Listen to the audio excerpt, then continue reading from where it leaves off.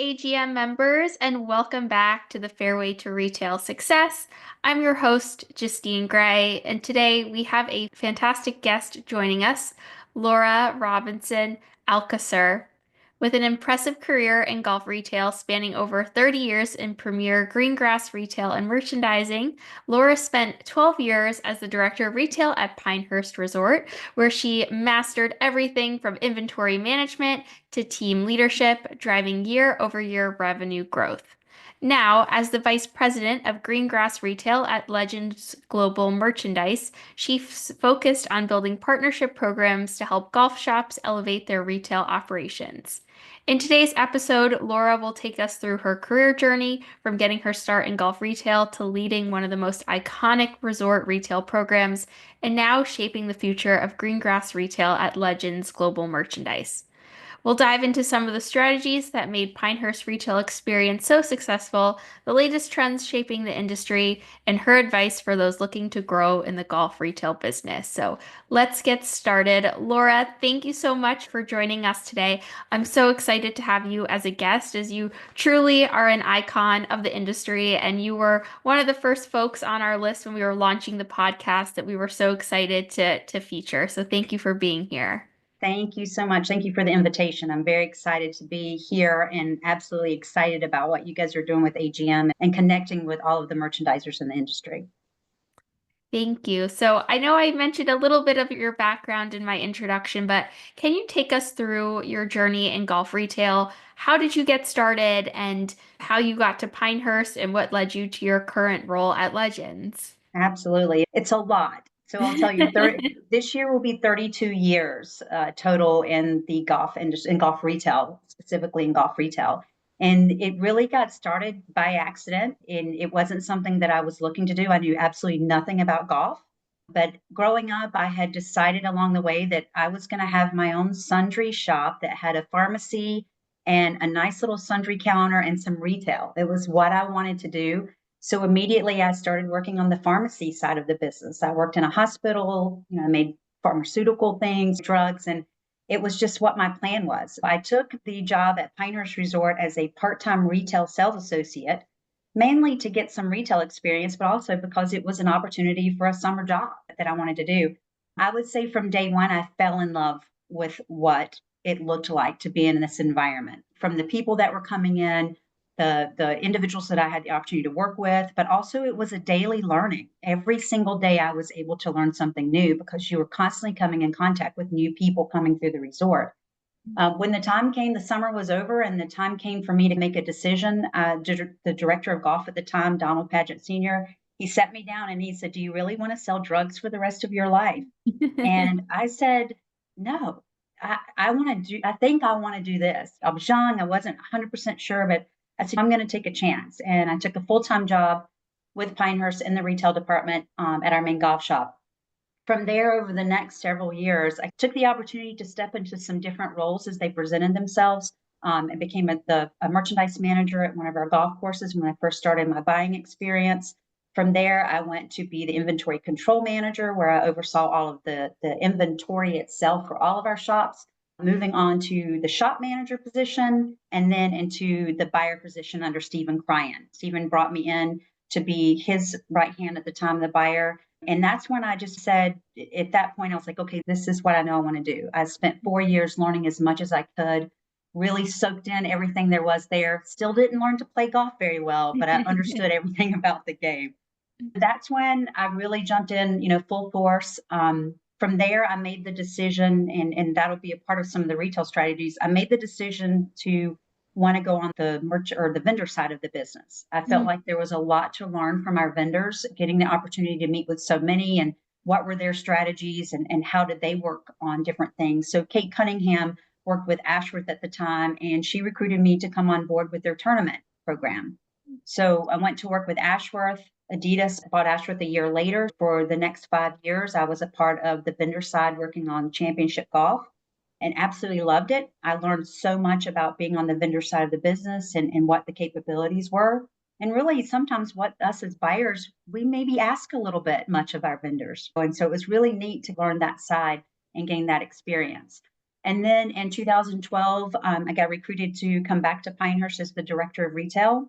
And I spent the next 12 years there, really honing in more of my true leadership skills of a very large team with multiple shops. And then 12 years later, the Legends Global Merchandise, I had come to know who they were because they joined forces with PGA of America to run the PGA Championship and Ryder Cup merchandise. I saw what they were doing. It was very exciting about how they are so heavily involved in retail and how passionate they are about it. And when they approached me about starting this new green grass division to help shops throughout the country, it really spoke to me to say, this is my next step. I'm a person who always wants to learn. And I think that after a while, you want to step out of what you're currently doing and see what else is out there that you can continue to grow. Very excited about that. I've been with Legends now for a little over a year.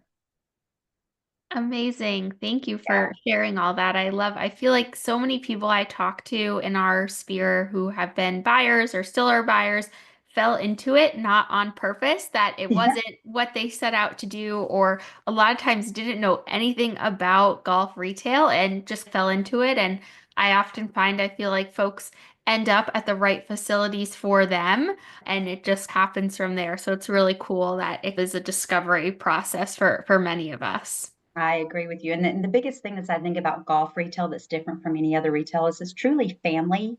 Mhm. You connect and you meet so many people in the industry and you really do become a part of an extended family. And I think that's part of the things that drove me to want to stay with this. I knew that I could have fun doing what I was doing and at the same time continue to learn. So I think it's a big difference being on the golf retail side. Mhm. Absolutely. And tournaments are a whole nother piece to that puzzle. I like how you touched on the championship merchandise. That always fascinates me as just another piece, and just the volume of those events is incredible. It's absolutely incredible. Yeah. So I know at Pinehurst, it's quite a large operation. I know you mentioned there's multiple retail outlets. Can you walk us through what the landscape was there? How many shops were you leading as the director of retail there? So when I left, we had 14 different retail locations, is Wow. what I would call them, and they varied from golf pro shops. We had spa, we had gift shops, we had an off-site store that kind of catered to our locals. So it was a mixture of everything. We also had our spa and tennis shops. So it was a pretty massive operation and that kind of catered. We wanted to have locations that catered to our resort guests. We also wanted to have something that catered to our membership and then also to our local guests. And I think that's something that Pinehurst has a very unique opportunity to do is you're not necessarily dealing with one type of customer that's coming in. Having the multiple locations enabled us to really work with each different type of clientele that would be coming through the doors. Mhm.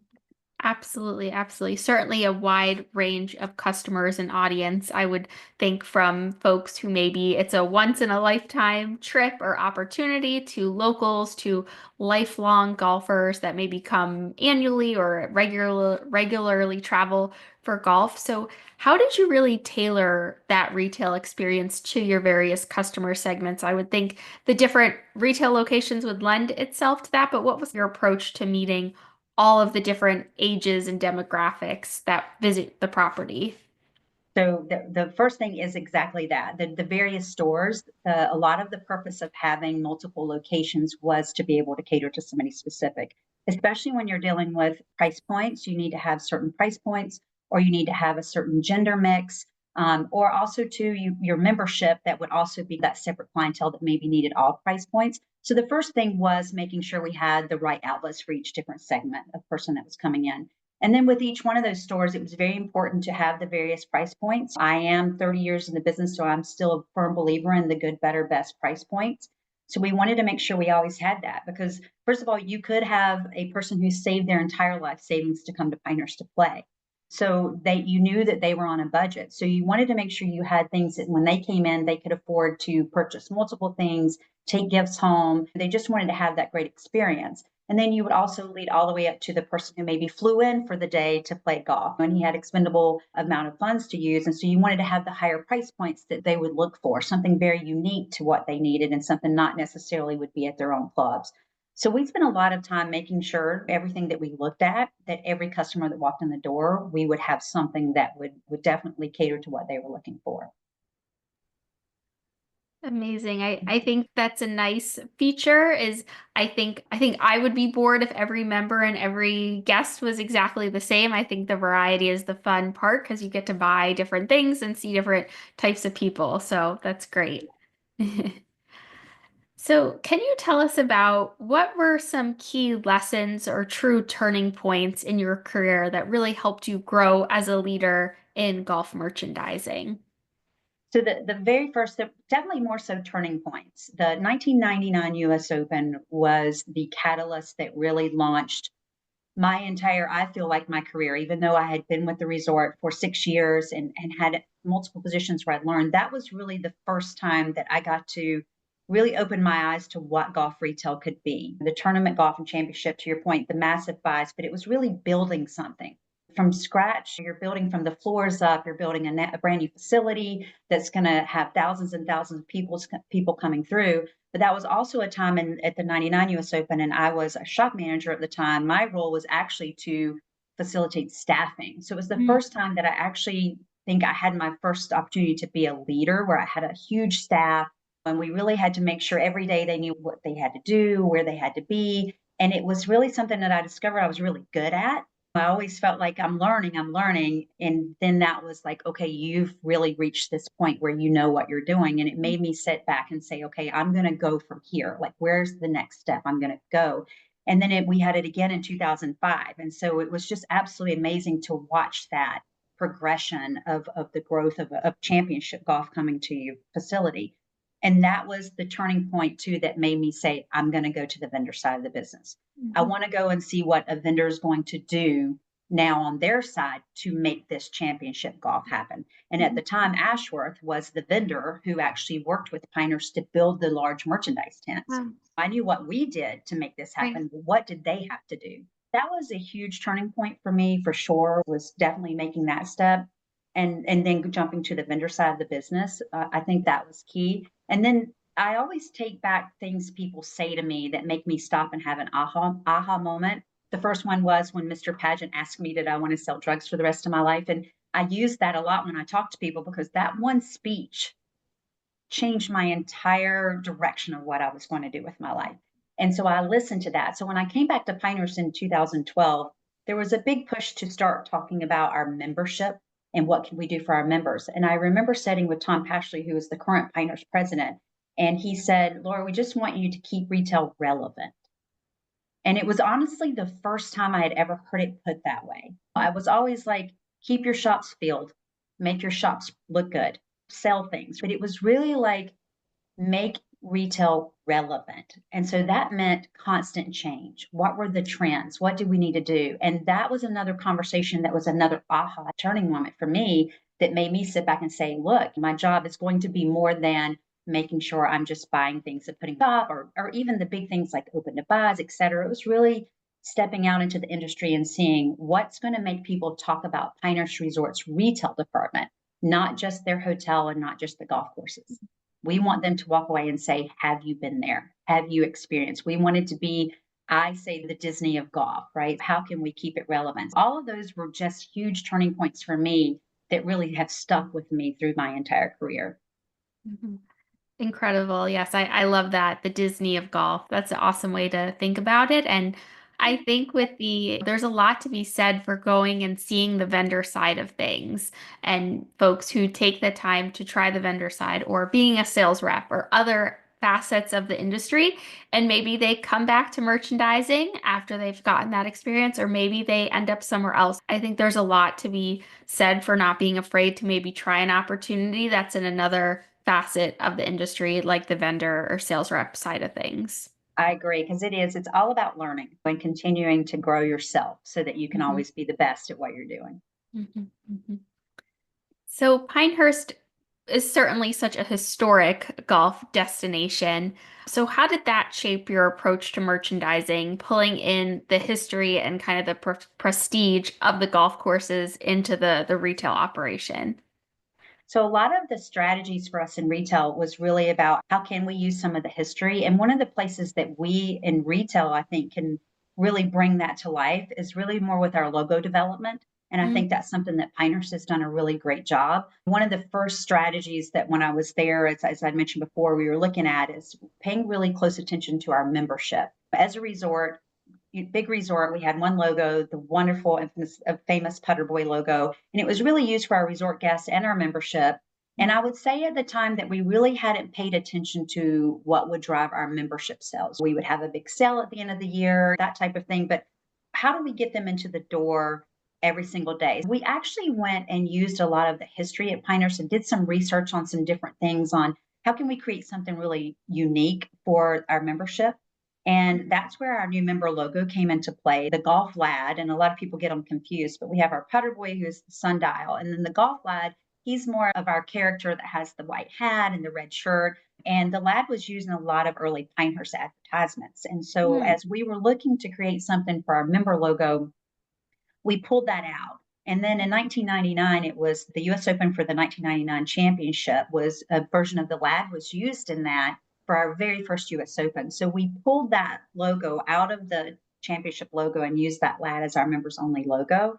And I think that that was a big strategy for us on how can we make something pulling out of our history for our members and give them something unique that our resort guests can't purchase. mm, So mhm. we opened our very first member store, our very first member logo, and we did all that in 2013, 14. And now they have a great new member shop and it caters just to our membership. And I think that's been a big part of being able to pull in.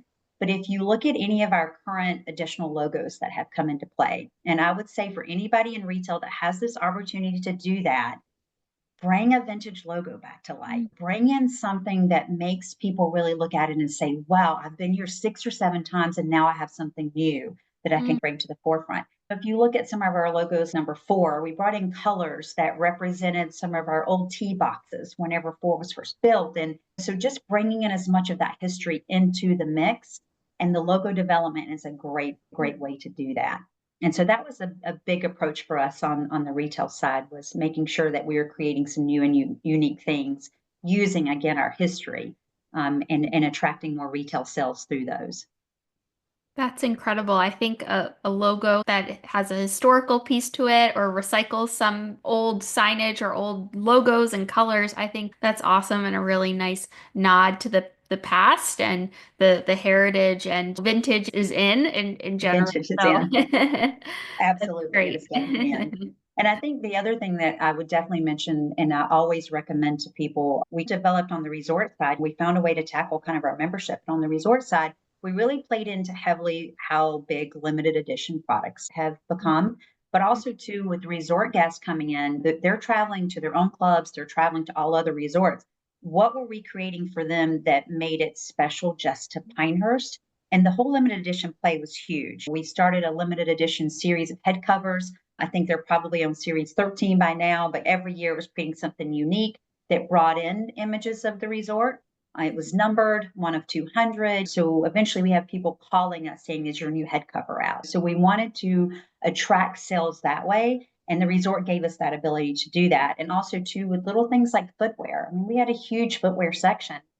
But to be honest, when it comes to golf footwear, you can buy that in so many locations. So why would you have an inventory, all this inventory setting, using up your cash flow dollars of footwear when really is such not a guaranteed sale? So we came up with our own limited edition logoed footwear. So when they came to our shop, hey, I can get a shoe like that somewhere else, but I can't get it with the Pinehurst logos on it. So we started coming up with more things like that to make more sense for them to purchase it from us. So the resort, especially the size of it, really gave us a lot of those abilities to create that really true custom and limited edition products. Amazing. Yes, that certainly sounds like it would lend itself to that fear of missing out by it while you're there while it's in front of you at the resort. Absolutely. And if most people have noticed, today is the first day of spring as we're Yes. talking, and this is the 4th year that we introduced a spring cradle logo. And we really made it like if it's very limited products, limited amounts. And if you're not the first to get it, it might be hard. And I love it. Like this morning, first thing I was doing was I was going on Shop Piners to see what was dropping this morning. And that's been, again, 4th year, but it really makes you excited about it. And you really Mhm. want to be the first one to be able to get what the neat new custom products are. Mhm. Absolutely. And golf and logos lend itself so well to those kind of collaborations. So it's really a perfect match with golf and limited Absolutely. edition. Absolutely. Yes. Are there any other impactful retail strategies that you implemented over your retail and golf career that really stand out as highlights?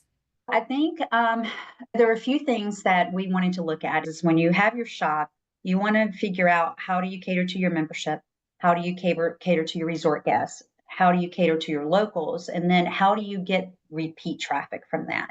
I think one of the biggest ways that we worked really hard to do that was there was two. And again, Pinehurst being the size it is, we had the abilities to do this, but it is something I feel like you can still gain experiences from. Online sales, very Mhm. important. It's something that I absolutely talk to every customer client now that I'm talking to shops. The first question I ask is, what are you doing for online sales? You have to have that, whether it's you're a private club and your memberships throughout, or you can drop new unique things on your online sales, or you can not carry inventory and work with a third party that kind of handles it for you. But I think that is something at Pinehurst that we worked really hard on, was developing what would our online sales look like. And we really grew that from a mail order department where you had people just calling in and saying, hey, I was there last week and I happened to see you had this shirt. Do you still have it? So it was time to go away from that. You don't usually have the staff that can cater to that. Really developing that, buying products very specific to that, and then creating a social media around it. We were able to, several years ago, it's been about 8, 9 years ago, we were able to create our own Instagram account that specifically went to Pinehurst Retail. And that really catapulted our sales driving into our online business. We have a lot of resort guests coming. We could do email drops. Those were all important things. But I think being able to put it to social media now is really the way to do it. So you'll see posts going out, new drops coming in a week, new drops coming tomorrow, pay attention. And then they wanted to be the first one. So they log in. So that was a huge strategy that we worked on. And it took us several years to get there. We had a mail order department for when I first came to Pinehurst in 93, it existed, but this was really that jump forward of creating a place where it may be a person not even coming to Pinehurst, they've never been to Pinehurst, but they're going to go on Shop Pinehurst and they're going to buy something, whether it's Christmas gifts, something for themselves, or to get something that maybe they have somebody coming to Pinehurst and they want to get it beforehand. I think that was really a big thing that we worked on. The other thing for Pinehurst for me was the resort is a huge facility. And believe it or not, most locals don't understand that they actually can walk into any of our shops there. A lot of people feel like that it's for resort guests only, or only if you're playing golf, or they only have things for golfers. They don't really understand what all that we have to offer. We've had a outside retail store since the late 90s, but it was in Pinehurst. As time went on, we really saw an opportunity to create a new store that was away from the town of Pinehurst in Southern Pines, which is about a 10-15 minute drive. We opened a new store location there that even though it was golf specific, because we have a lot of golf courses around us, not just Pinehurst, but we gave them a place where people could come into the town and buy Pinehurst items without actually having to step foot on the resort. The whole strategy of that was being more welcoming to our community. I think that that's something that Pinehurst has done a fantastic job of making sure they're doing more of. And then also too, of just showing the any golfers coming to town that you might not have a tee time at Pinehurst, but you can still buy our iconic logo at this location. So that was another, I think, strategy over the 12 years that really will always be near and dear to my heart of us being able to create that and do that. Wow, so incredible. And I know there's a beautiful online shop and online presence, and Pinehurst was certainly very early to the game in golf shops going online. So certainly a trailblazer in that space. And your outside shop for the public sounds like an incredible opportunity and in fostering that community for sure. It's been a lot of fun doing those things. So, coming back to today, what trends are you seeing in golf retail right now, and where do you think the industry is headed for 2025 and beyond? So I think we're going to have some shifts going on. And it was one of the main reasons why I really wanted to do this position with Legends. I really see that with the growth that we've seen in retail since COVID, there's been a huge growth. More people are playing golf than ever. With that comes more of the need for that true retail concentration. And there's a lot of shops out there, and I love having conversations with we're not finding enough, whether they're not finding enough merchandisers to hire, or they're not sure about how to go about doing that, or they've said, we have so much on our plates with the golf now and the membership and the food and beverage that's also grown at high levels. So it's really like, how can we concentrate on retail? So I think the trends that we're going to see really moving forward is this continued increased concentration on the retail. And that's where I hope with Legends of what I'm doing now that I can be a person that can help with that, whether it's coming in and helping you manage your retail for you, or coming in as a consultant and helping you find those merchandisers, or leading you to the well to facilities like or companies like AGM. If they don't know about that, this is a place where you can find all the tools to continue to grow that retail. I think that's going to be a huge trend continuing to go forward. But I also feel like we're going to start hitting a little bit of a plateau of the price point structure. Since Mm-hmm. COVID, we have seen that higher price points have become really the largest of your inventory in your shops. For me at Pinehurst, there was a time when 10% was at that best price point, and really you had about 70% at the good and then the 20% at the better. You've seen a shift on that. A lot of shops you walk in, you're going to see probably 70% is that really high end price points. And again, nowhere going against any of the great companies that are in that price points, but I think we're going to start seeing a little bit of a shift of that. I think as golf continues to price increase and people will want to continue to grow, they're still only have so much of their income that they can put towards things. So I think you're going to start seeing people looking more for that good and better price point again. And I'm really excited to see brands out there that are seeing that and they're starting to introduce products that are at that good and better price point. Because for years, we're really seeing the best new brands out there at that very best price point level. I do think we're going to see a trend there of changing. The other thing I think that's going to happen is a lot of buyers have been comfortable with really front loading more products and really pre-booking more and not concentrating so much on their reduced inventory or turning or chasing product. I believe as we go into 26, buyers need to be ready for really chasing their product again. And I think that getting your pre-books in for your fashion groups is great, but let's really create an open to buy plan around chasing that essential product. And so that you can really cater on what price point is working for you right now. How is that or your guests different at different time periods and the seasonality of what they're looking for? And I think we really need to start focusing on what does that look like to chase product more, which sometimes mean more staff, right? That you're going to need to have more retail staff so you can stay on top of what does your inventory look like. I can get in touch with my vendor and I can get that product turned for me in that 2 week turn versus having all that product up front. I think that's also going to be a big trend. And so with that, really inventory control is going to become even more important and making sure you're keeping your open to buy with plenty of dollars to chase that product. So I think those are the two biggest things as we go into 26. We are getting a lot of new vendors coming in, so we'll probably start seeing some of those. We always know when that happens, we'll start seeing some vendors that will start going backwards or, okay, I've had my time now, maybe I'm going to step out of golf. And then it makes room for a lot of the new vendors coming in. Mm-hmm. So I think that that whole price point strategy is going to create a whole new sway in what your vendor mix is going to look like.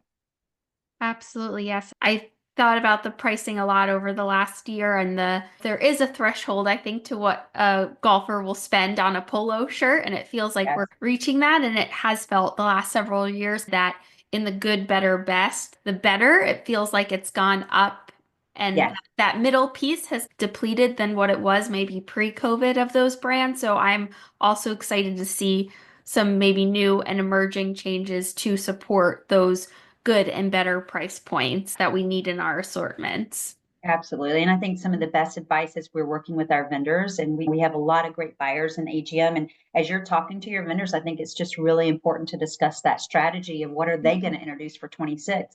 As because vendors can start planning for that now. What are our needs? And as buyers, we need to voice that. We are definitely missing that better price point. The 75 to $85 price point just doesn't exist. Yeah. And I think it's very important to start talking to our vendors and making sure they're prepared for that as well.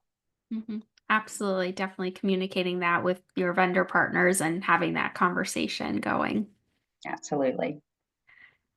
So, as we wrap up here, I'd love to know some advice that you might have for those who are maybe looking to advance in their careers or just getting started early in their career in golf retail. What advice might you have to help them as they take next steps or they're looking for their next role or their next opportunity to advance? So I think the biggest thing is that for students that are just now getting started in whether it's through the programs or they're in just merchandising programs, I think it's key that you do internships. Really become involved. Make sure that your internships aren't at all the same facility. Make sure you go to some different types. Go to your private club, go to your resort, maybe go to one that's a multiple like a Pinehurst, but spend your time and your internships really diving into what that's going to look like so you understand it a little better when you graduate. I Mhm. think having the patience for growth, one of the things that we've seen, and definitely before COVID, I think it's slowed down now, is a little bit more of this. As soon as I graduate, I'm ready to jump into that lead role. And I think it's very important that they take that opportunity to start into an entry level and really learn what's there. There's so many great buyers that are out there that can really teach you a lot. And once you absorb all that and learn, you're definitely going to be the best. So I would definitely say take your time and be patient to get to where you're going to eventually get. And then I think after that, it's really being more of a leader in what you're doing. Work with your team, lead with your team, don't manage your team. I think that's very important. But I think having the patience to learn as much as you can is another thing to just make sure you're doing and take those risks. Jump into places that you never thought you were going to be. Go to the vendor side of the business. I was not going to be a sales rep. I don't know that I have the patience because sales reps are absolutely amazing. What they do is just I love sales reps. I think we got to have them and they're wonderful. That was probably never going to be the side that I could be on, but there's so many jobs you can go to the vendor side and do. If you have that opportunity, even if it's an internship, do that. Sure. I think it's very important.